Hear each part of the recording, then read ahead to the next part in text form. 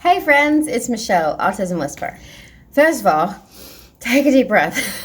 Potty training can be really frustrating. People sometimes beat themselves up and they either think they're just doing things horrible, or society kind of puts a lot of shame on you for some reason if they feel your child's not toilet trained completely by the age of 3. Now it's really 3. It's crazy. I want to preface this with one of my children wasn't potty trained until he was 8 years old, and I think the average was probably around 4.5, probably 4.5. And potty training doesn't have to be this do or die. Like if it's not exactly now, then we deal with people who go through seasons of regression and they get really discouraged. So the first thing I want you to do as a caretaker is just take a deep breath. Okay. So I'm going to just give you some perspectives that possibly can help you with your autistic loved one in potty training. First, you have to set yourself up for success. I have this theory that if you use 3 dominant senses, meaning 3 senses that your autistic loved one pays attention to the most, you can teach absolutely anything. You may have to have a little bit of patience, but I believe that this 3 dominant sense thing works hands down. I did it. I have 7 autistic children. I am autistic, and this is what worked for us. And I know the only reason I came up with half this is because I am autistic and I just get it and why there's problems. So here we go. First thing you want to do is think about the 3 things that get your child's attention the most, or your autistic loved one the most. Because you can teach, even if someone's 30 years old, they're autistic and they haven't really mastered it yet, it's probably because they weren't exactly taught the way they needed to be taught. So don't give up hope just because someone is 15, 16, 17 years old and wearing diapers. You can continue. Your neural pathways continue to grow really rapidly and new things form till you're 25 years old. So don't sit up and listen to people who tell you, well, they're already over 18 and they probably can't learn. That's not true. All right. So the first thing you want to do is let's go ahead and address some major senses. Let's go with this. What you might not realize is whenever you take me from a place where there's carpet and you go where there's not carpet, there's sometimes can be sensory overload. So one of the first things I recommend for parents is you might want to get yourself a little carpet or a rug or something inside the bathroom that can kind of cut the bouncing of that sound down. Some of you might notice it seems like your child wants to go to the bathroom or your autistic loved one. So you get up to the door and then you get in there and then things just seem to fall apart. That's usually signifying that there's something going on in the senses. A lot of times that's auditory.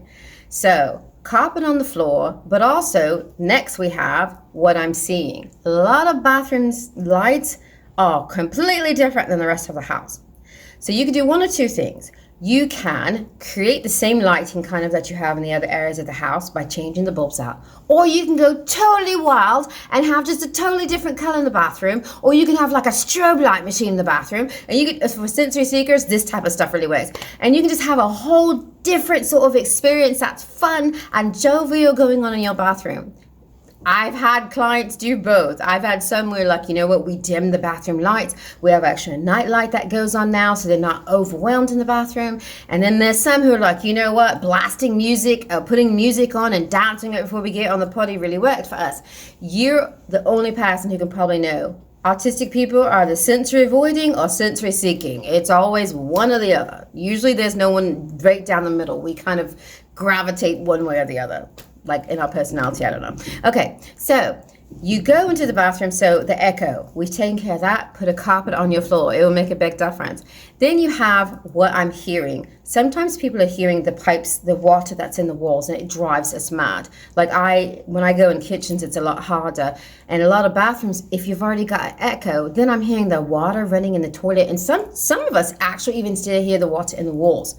So I highly recommend that you have some sort of device that does music, whether it's just that when you go in there with the person, you're taking your cell phone or you have an MP3 player. Some kids actually, and autistic adults, need headphones when they go in the bathroom because it's overwhelming, all the little noises.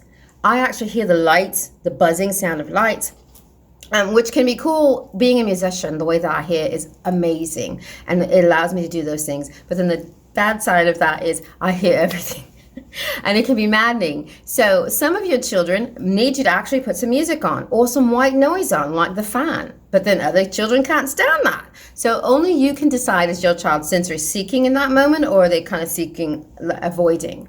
Another avoidance might be you might need to have special headphones that you call bathroom headphones, and the child only puts them on the bathroom. Some kids just need a hat that's pulled down over their ears, and it kind of muffles the sounds that's going on or the echo that's going on in the bathroom. Lighting, if you get that figured out, like I said, change bulbs or not. You've got sound. Now we have to go by touch. If you think about it for 1 minute, I'm all warm and comfortable, and then you're asking me, do I have to go pee-pee and all this kind of stuff, right? And I'm like, well, yeah, even if I understand it or not, okay, I'll follow you. So I go with you into the bathroom, and then we get my pants down where I was all nice and warm, and then you sat my butt on a cold toilet. This can be very problematic. And a lot of parents are like, well, they wanted to go to the bathroom. And caretakers say, well, I thought they really wanted to, and everything was going in the right direction. But then when we get in there, they fall apart. Well, besides all the other issues I just listed, sitting my hot bum on a toilet that's freezing cold is kind of a problem. But let's solve that. They have seat warmers. They have big thing I would suggest is change out your toilet seat from that porcelain thing that just keeps it cold forever to one that is padded on top. It can make a huge difference. Some people do also, they're subjected to a weird feeling because of the hardness of the toilet seat when they're used to sitting on couches. Think about it. Couches, carpets, other things are actually softer. A toilet seat is actually hard. Plus, I got my pants down. Plus, I'm trying to figure out what the heck you're telling me to do because I don't necessarily have this whole you sit down and pee. Well, I sit down over there and I don't pee, so what's the difference? This is why sometimes you have to lead by example. If you are a woman, you sometimes have to, with your daughter, sit and be like, look, pull down your pants, we sit down, this how we do it. With my boys, I'm a single mom, so I had to be a cheerleader. I had to be like, he shoots, he aims, he scores. You have to sometimes get in there and fix your toilet and bathroom in a way that is almost like a playland, and we call that reciprocal play. It has to be a place that your child wants to be invited to go, that they know they're there for this reason will come along. But the first thing you've got to get out the way is, do I even want to be in this space? And the space can be overwhelming, and that's why you're having trouble. I know you get frustrated. I know sometimes you're like, I could just snap his. I've had people be like, I just want to smack him. I just want to whatever. Well, that's being human and frustrated. And 9 times out of 10, you're that way because of all the pressure people are putting on you. Well, let's take all that pressure off. Sometimes kids aren't potty trained until they're 6, 7, 8 years old, and the world did not fall apart. They did not get the right education because they were having trouble in this area.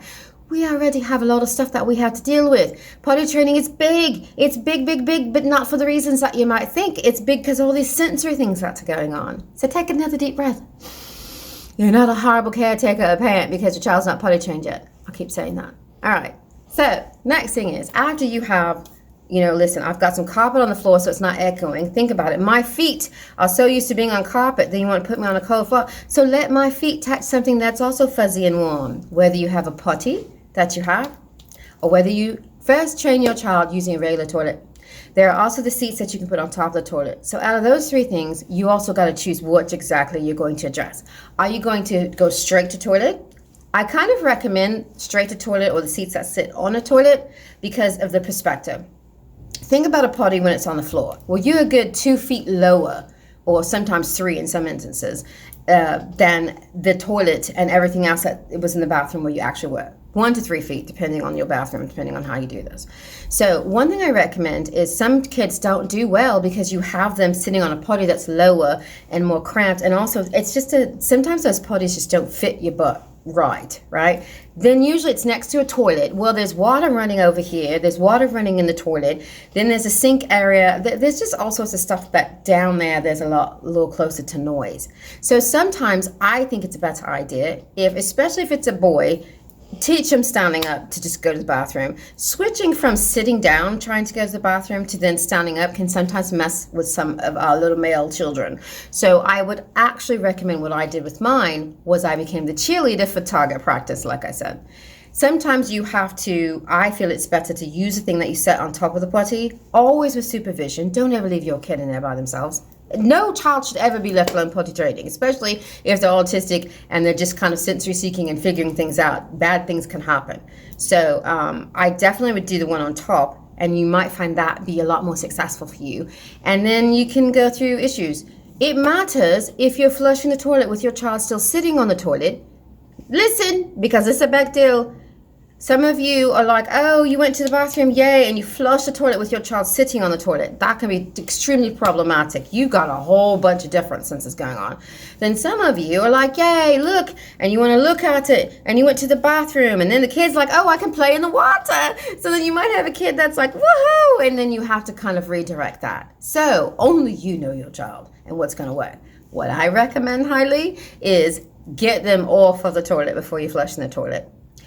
Allow them to pull their pants up, wash your hands, maybe you have to do it afterward, and then you teach them about flushing the toilet. Now, I know some of you are like, listen, they're not interested. If they're not interested, then skip it. Be like, yay, you went, congratulations, and walk them out the bathroom, wash their hands, teach us wash hands, and use sanitizer, whatever you do, and walk them out. But I have found that educating through actually going through the process is a lot more successful.